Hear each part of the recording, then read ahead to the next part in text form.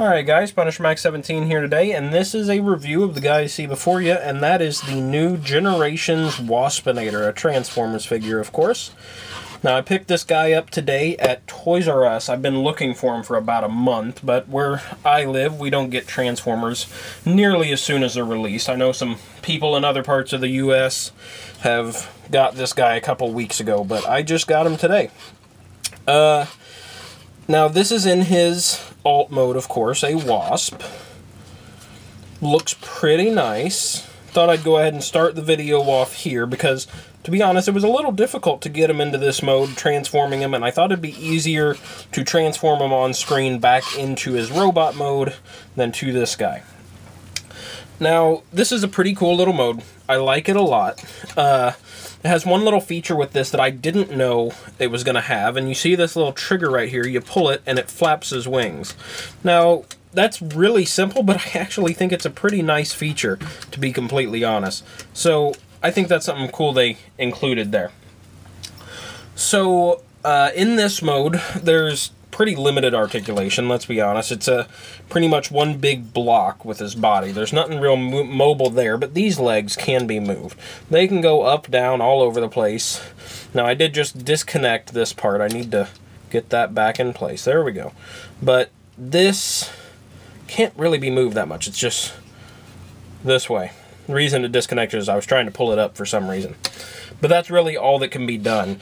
These antennae don't move. They're fixed position. The mouthpieces don't move. It's really just these two legs on each side. That's it. That said, it's a much nicer alt mode than I expected it to be. So I am very happy with that. Let's get on to transforming him. This isn't necessarily going to be the way that the manual says, just me kind of taking it apart and transforming him, but you'll get the idea. His arms here are connected at this little peg that we can remove there. And his feet here are connected at little pegs right under his mouth. So we're going to bring those down. Next, while I'm thinking about it, we're going to detach this little part. This is a gun that stays on as this little stinger there. And we are going to open up the arms here. Let's see. Twist around his legs. Let's see, am I doing this right? Ah, that's why. Got to bend his back up like that.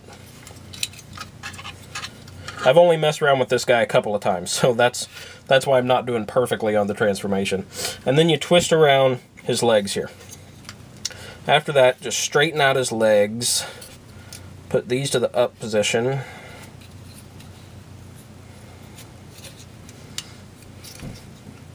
Put down his feet like that. Now, when he was in the package, he came like this. But I don't think that's how technically how his feet are supposed to be. I'm not real familiar with it, but so I think they go out like that. There we go. So there's his feet in position. Now that he's like this, we can bend down his chest piece, and there you can see his head. It's a very nice sculpt on the head. You break the head apart here just a little bit, so you can see this inside portion of his chest. This is the most difficult part. There. Alright, so that's broken out just enough. You bend that down, and it clicks into place there. You see there is a little peg there and a little hole there that it goes into. There we go. And then a little part where the connector for his waist to his torso. Arms go down like that. The legs go up. And there we go. We have Waspinator. So it's not that difficult of a transformation. To be honest, I had a really tough time transforming this guy because he comes in the package in the robot mode, of course, and then transforming him into alt mode was so difficult for some reason for me. The instructions were just a little confusing, and I ended up just having to fiddle around with it until I got him into Wasp mode. But he's a lot of fun, and once you figure out exactly how to do it, it's really no problem.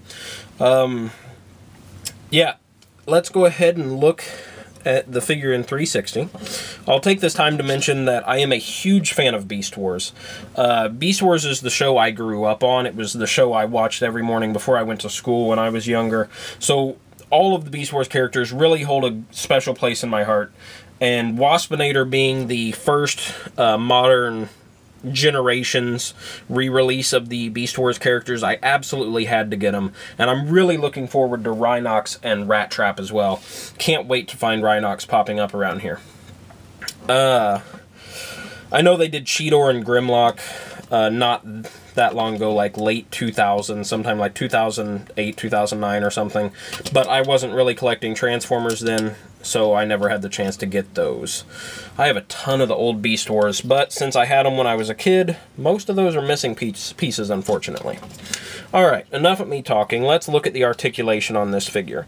His feet go down like so, and then because of how he transforms, they can move down farther than that, but I don't think there's any reason that you need them down there. But otherwise, that's really all he's got, feet articulation-wise. Now, the leg goes back quite a while. The waist will probably come detached when you're trying to pose it. It's not real well connected. It's mostly just a pressure hold.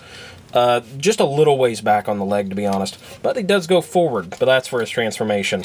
You wouldn't logically have him posed that way. The legs are pretty nice. They're not flimsy. They feel like they're going to hold. I haven't tried to pose them a lot, but they really feel like they're going to hold in there. Not like something that I was messing around with the other day, the Beast Hunter's Shockwave figure, where it's all flimsy and it's poor angled and stuff. But these, the hip joints are pretty nice. I like those. There's no articulation at the waist. You can't turn his chest side to side. You can't do anything like that, unfortunately. So when we get to the arms, you can have it go straight out like that, all the way around. It bends 90 degrees at the elbow. It can spin 360 like that, of course, because it's just that little ball joint. And then his hand can spin 360 degrees as well. And of course, this can go up and down wherever you prefer to have it posed. The other arm's the same. The head only has a little bit of motion, up and down, around, that kind of stuff. Nothing real special with the head. One little unfortunate design point of this figure is that the chest is so large that it sometimes at a straight on angle it can kind of hide some of his face and make his face look really small. But if you have it angled forward just a little bit, that fixes those issues. It looks nice, but it does look a little bit small in comparison, if you're thinking that while watching this video at least. The wings in the back, they are on a ball joint there, so they can be posed all over. And this function still works while in robot mode. Now, this is a very nicely detailed figure. I'll go ahead and talk about this now. You can see the back of the legs are really nicely detailed. The paint applications on the front are very nice. The yellow and black look really good. No problems there. You even got some brown. All around, very impressive paint quality and detail quality on this figure. I was very impressed with that. His weapon, it detaches like this from his little stinger part on his butt, and just folds out into a gun like so, and he holds it. Simple as that. So that is his weapon. So all around, it's a great figure in my own opinion. I absolutely love it, and I'm definitely gonna keep it in my collection. Now, he also does come with a comic book. He's part of the IDW line of these Generations figures. Now, unlike some of the first wave with the Bumblebee, Megatron, Orion packs where it was their Spotlight issues, this is an issue of Robots in Disguise, one of the two main Transformers comic books out right now. There's More Than Meets the Eye and Robots in Disguise. This is Robots in Disguise number 19, I believe. Let's see. Yes, number 19. And I haven't read it yet, but it's about Waspinator. You can see, you know, some of the art and stuff.